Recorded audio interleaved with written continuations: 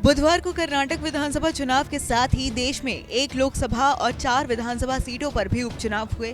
पंजाब की जालंधर, मेघालय की सोहियोंग, यूपी में स्वार और 96 और ओडिशा की झारसुगड़ा विधानसभा सीट पर वोटिंग हुई। इन सभी सीटों के चुनावी नतीजे 13 मई को कर्नाटक विधानसभा चुनाव के रिजल्ट के साथ ही आएगा। बात अगर जालंधर सीट की करें तो ये सीट कांग्रेस सांसद संतोख सिंह चौधरी के निधन के बाद खाली हुई थी।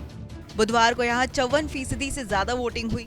यहाँ 19 उम्मीदवार चुनावी मैदान में थे। अब जिक्र करते हैं उत्तर प्रदेश की 2 विधानसभा सीटों पर हुए उपचुनाव की।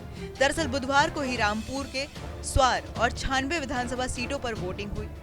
स्वार में 45% से ज्यादा तो 96 में करीब 40% से ज्यादा वोटिंग हुई।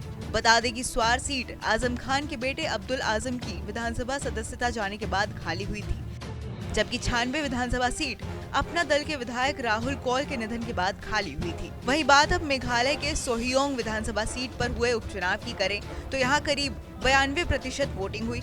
यहाँ से पहले यूडीपी के एसडीआर लिंगदोह विधायक थे, इसके चलते ही इस सीट पर उपचुनाव कराया गया था।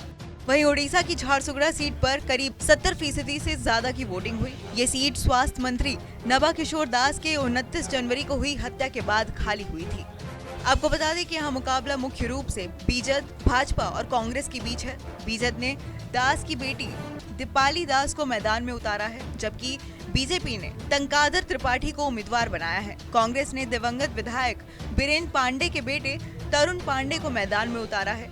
साथ ही आपको ये भी बता दें कि तीनों नए कैंडिडेट्स हैं और आपको ये भी बता दें कि वोटों की गिनती 13 मई को होगी।